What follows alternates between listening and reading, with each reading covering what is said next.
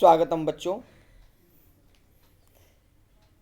आइए पर्यावरण रक्षका पाठ से शेष अभ्यास प्रश्न पर चर्चा करें।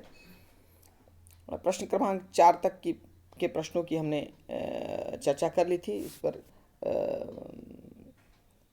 इसकी व्याख्या देख ली थी हमने प्रश्नों की, और इसके बाद आगे बढ़ते हैं। प्रश्न क्रमांक 5, प्रदत्त पदानाम प्रकृति प्रत्यय विभागम कुरु। दिए हुए प्रत्यय का पदों का प्रकृति प्रत्यय विभाग करें। तो संस्कृत में जो धातु होता है या संज्ञा या सर्वनाम पद होता है वो प्रकृति कहलाता है, और उसके साथ जो जुड़ता है वो प्रत्यय होता है। तो ये आवश्यक नहीं कि धातु के साथ ही प्रत्यय जुड़े, कुछ तद्धित भी होते हैं प्रत्यय जो कि संज्ञा या विशेषण होते हैं उनके साथ भी जुड़ता है, तो इसीलिए इसे प्रकृति कहते हैं। तो प्रकृति के साथ प्रत्यय जुड़कर शब्द बनते हैं। तो इसमें प्रकृति और प्रत्यय जुड़ा हुआ है, इसको अलग अलग करना है। पहला है विस्मृता। विस्मृता, तो विस्मृता में स्मृ धातु है। स्मृ धातु के साथ ताह है, अर्थात त प्रत्यय लगा हुआ है, तो ये बना विउपसर्ग स्मृ धातु और त प्रत्यय। विउपसर्ग स्मृ धातु त प्रत्यय विस्मृता। इसके बाद रोपणिया। रोपणिया अंत में यह है, ये यह नहीं है, यह है। यह मतलब अन्यर प्रत्यय, जब अन्यर प्रत्यय लगता है तो रोपणिया, तो ये हो जाएगा रोप के साथ अन्यर।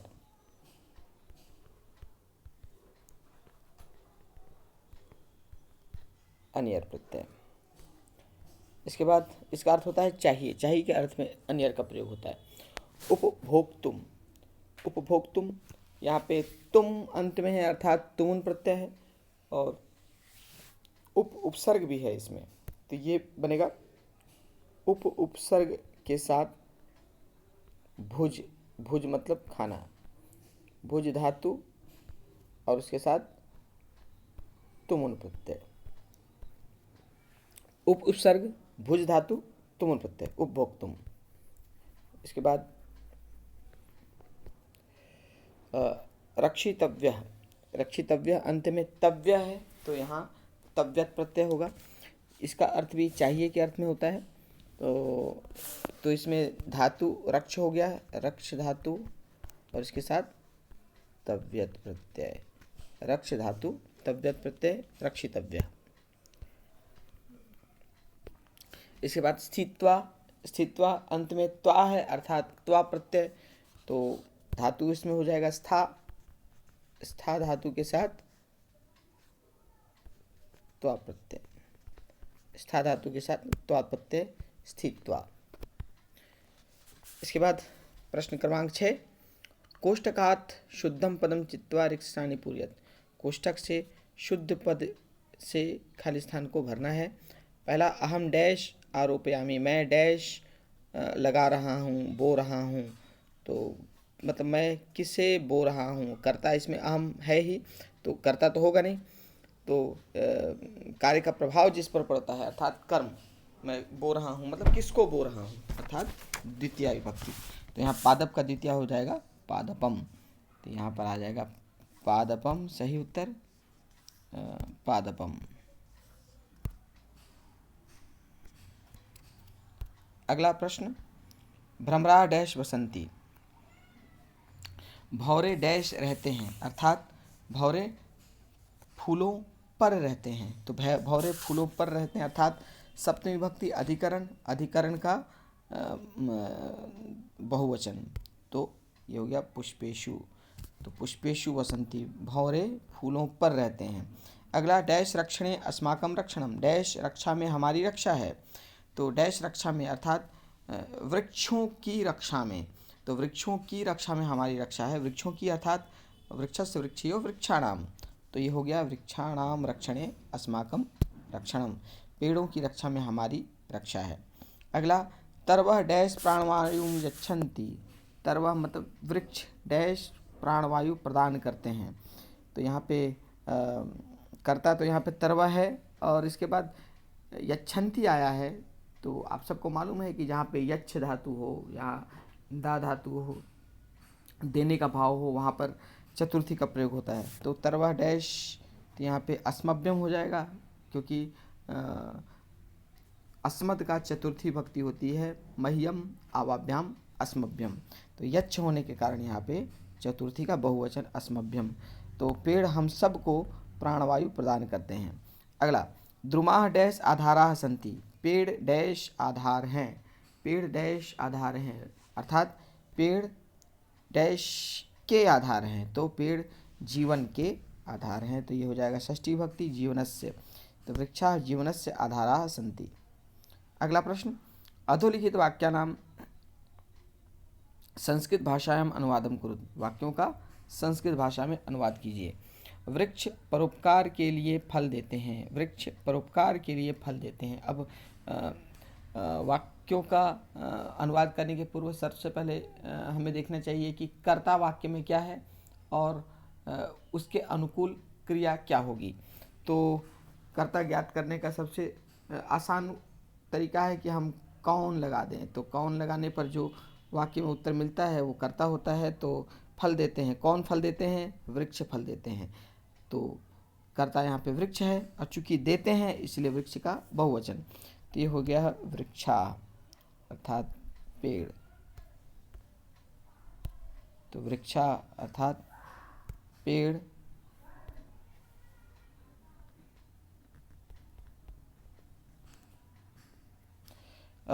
परोपकार के लिए, परोपकार के लिए अर्थात चतुर्थी विभक्ति। तो परोपकार की चतुर्थी परोपकाराय, परोपकाराय वृक्षा परोपकाराय, पेड़ परोपकार के लिए फल देते हैं। क्या देते हैं मतलब द्वितीय विभक्ति। तो फलम फले फलानी, द्वितीय भी हो गया फलानी। तो ये हो जाएगा फलानी।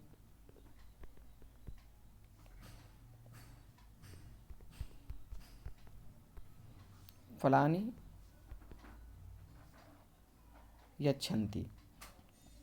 वृक्षा परोपकाराय फलानि यच्छन्ति। वृक्ष परोपकार के लिए फल देते हैं। अगला, पेड़ पक्षियों और जीवों के आधार स्थल हैं। पेड़ पक्षियों और जीवों के आश्रय स्थल हैं। पेड़ पक्षियों और जीवों के आश्रय स्थल है। कौन है? पेड़। पेड़ मतलब वृक्षा। तो ये हो गया वृक्षा पेड़।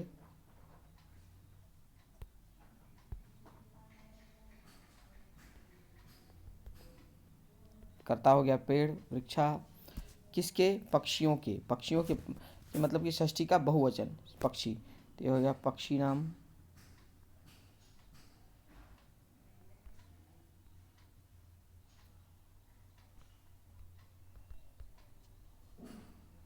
या आप खगा नाम भी कर सकते हैं, पक्षी नाम। और जीवों के तो जीवा नाम, पक्षी नाम जीवा नाम च के आश्रय स्थल हैं।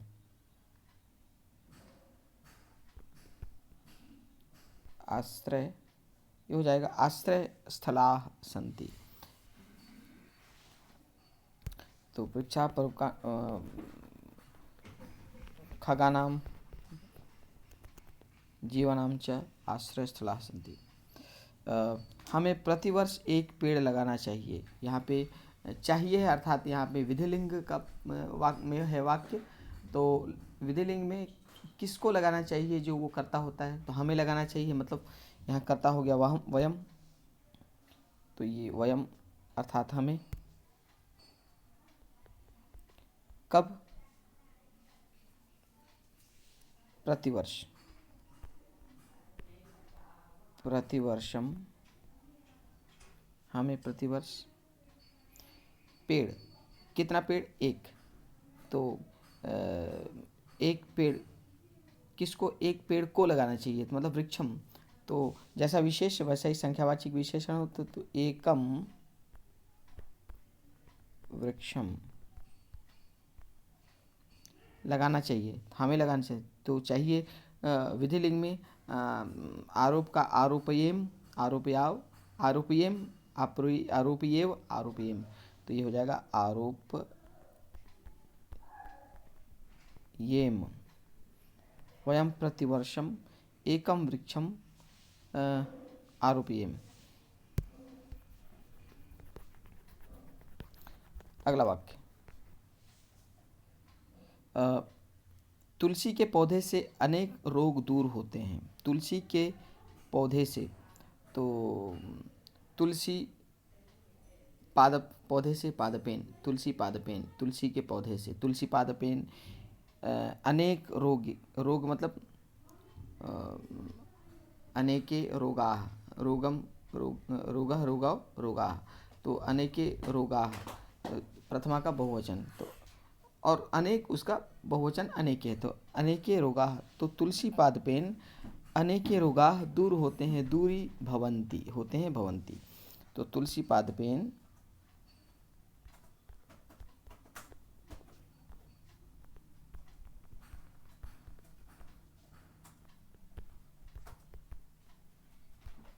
अनेके रोगाः दूरी भवन्ति। तुलसी पादपेन अनेके रोगाः दूरी भवन्ति। अगला प्रश्न, नीम, अगला वाक्य, नीम एक औषधीय पौधा है। नीम किसकी बात कर रहे हैं? नीम की। तो नीम को संस्कृत में कहते हैं निम्बः, निम्बः माने नीम। अब पौधा, पौधा मतलब पादपः, और एक उसका विशेषण है, तो हो जाएगा एकः, एकः पौधा। कैसा पौधा है? पौषधीय, तो ये भी उसका विशेषण हुआ, औषधीयः, औषधीयः, औषधीय, औषधीय पादपः, पौधा पादपः है, अस्ति। निम्बः एकः औषधीयः पादपः अस्ति। नीम एक औषधीय पौधा है।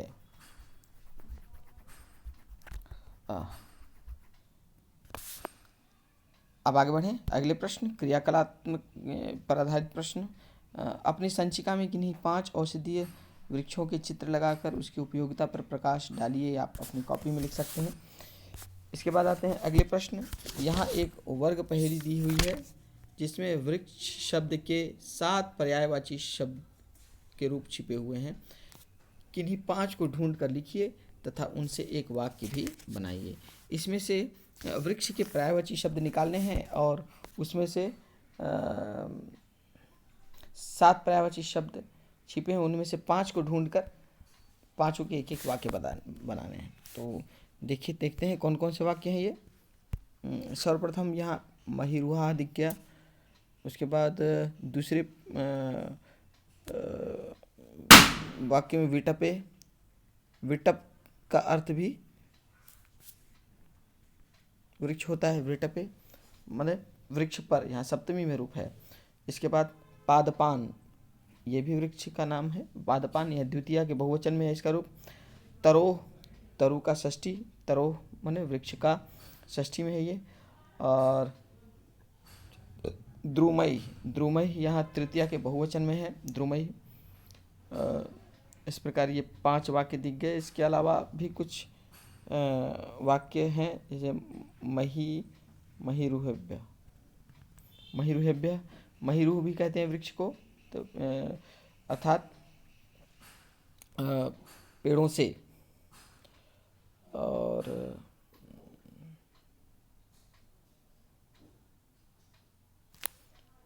वृक्ष, ये 7 हो गए, 7 छुपे हुए शब्द मिल गए। अब इसमें से आप इसके वाक्य बनाइए। सबसे पहले महिरुहा, महिरुहा प्रथमा में है, तो इसका वाक्य हो सकता है महिरुहा, मतलब यहाँ पर शब्द लिखने हैं और उस यहाँ पे वाक्य बनाने हैं। तो महिरुहा से वाक्य हो सकता है पेड़, तो महिरुहा छायाम यच्छन्ति, ये ऐसा हो सकता है। दूसरे लाइन में विटपे, विटपे मतलब पेड़ पर, तो पेड़ पर क्या है? पेड़, विटपे विहगाः वसन्ति, ये कह सकते हैं। पेड़ पर पक्षी रहते हैं। तो विटके विहगाः वसंती, विटपे खगाः वसंती, ये हो सकता है। तीसरी लाइन में पादपान, पादपान मैंने पेड़ों को, तो इससे वाक्य बना सकते हैं हम पेड़ों को, मैं पेड़ों को जल से सींचता हूँ, तो अहम पादपान जलेन सिंचामी, अहम पादपान जलेन सिंचामी, ये हो सकता है। इसके बाद अगले वाक्य में तरोह है, तरोह का अर्थ होता है पेड़ का, तो पेड़ का संबंध कारक में पेड़ का रूप हो सकता है तरोह, मतलब वृक्ष का। इस वृक्ष का नाम आम है, तो आप एक कैसे अस्य वृक्षस्य नाम आम्र वृक्ष अस्ति, ऐसा कर सकते हैं। अस्य तरोह नाम, तरु का षष्ठी, अस्य तरोह नाम आम्र वृक्ष अस्ति, ऐसा कह सकते हैं। द्रुमई, द्रुमई हो सकता है पेड़ों से, द्रुमई वयम काष्ठानि प्राप्नुमः या छायाम प्राप्नुमः, पेड़ों से हम लकड़ी प्राप्त करते हैं, या फलानी, कुछ भी लिख सकते हैं आप। द्रुमई वयम फलानि काष्ठानि च प्राप्नुमः, ऐसा हो सकता है। उसी प्रकार वृक्ष परोपकारी अस्ति, पेड़ परोपकारी है। तो आप अपने मन से वाक्य बना सकते हैं। हाँ, लेकिन ध्यान ये रहे कि इस वर्ग पहली में जिस स्वरूप में है, जिस विभक्ति में वृक्ष का रूप दिया हुआ है, उसी विभक्ति में आपको वाक्य की रचना करनी है। आगे बढ़ते हैं अगले प्रश्न पर। अधोलिखित वाक्येषु रंजितानि पदानि शुद्धानि कृत्वा वाक्यानि पुनः लिखत। जो रंगीन शब्द है वह अशुद्ध है, उनको शुद्ध करके लिखना है। पहला है त्वम सत्यम वदसि, त्वम सत्यम वदसि, त्वम सत्यम वदति, तो वदति मतलब कि त्वम के साथ ती नहीं आएगा, त्वम के साथ सी आएगा, तो ये हो गया वदसि, तो त्वम सत्यम वदसि होना चाहिए। अगला वृक्षा अस्माकं रक्षकः सन्ति, तो पेड़ के विषय में बात कर रहे हैं कि पेड़ हैं, कौन है, रक्षक हैं।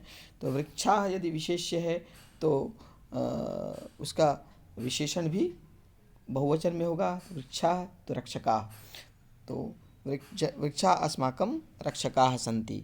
जनः वृक्षारोपणं कुर्वन्ति, यहाँ पे कुर्वन्ति बहुवचन है, तो यहाँ कर्ता भी बहुवचन होगा, तो जनः के स्थान पे जनाः हो जाता है, जनाः वृक्षारोपणं कुर्वन्ति।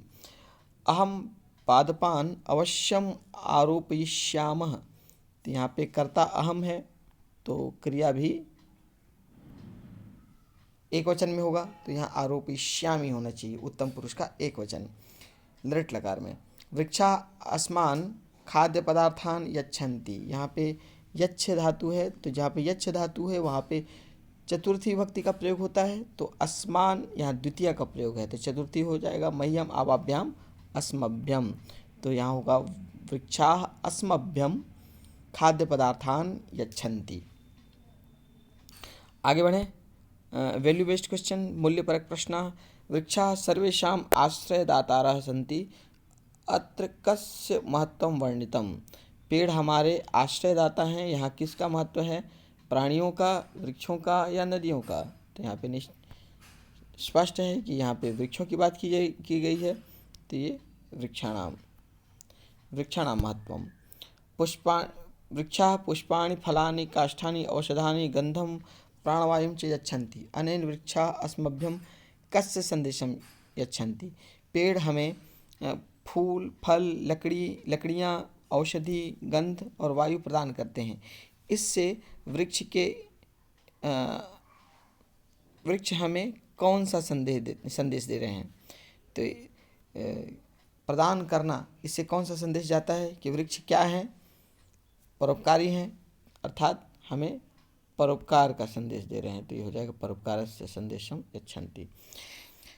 अगला, जुलाई मासे एकम पादपम अवश्यम रोपणीयम, जुलाई महीने में एक पौधा अवश्य रोपना चाहिए। अनेन कार्येण कस्य रक्षा भविष्यति, इस कार्य से किसकी रक्षा होगी। यदि हम वृक्ष बोएंगे साल में कम से कम एक बार, तो किसकी रक्षा होगी, तो निश्चय ही पर्यावरण की रक्षा होगी, तो ये पर्यावरण से रक्षा भविष्यति। इस प्रकार इस पाठ के समस्त अभ्यास प्रश्न के समस्त प्रश्नों की हमने चर्चा की, और मुझे पूर्ण विश्वास है कि भली भांति आप लोग समझ गए हैं और इससे संबंधित यदि आपको कोई डाउट हो, कोई संदेह हो तो आपका स्वागत है। आप निश्चय ही आप उससे संबंधित अपनी संख्या का समाधान कर सकते हैं। तो मिलते हैं अगली क्लास में नए शीर्षक के साथ। तब तक आपका दिन शुभ हो।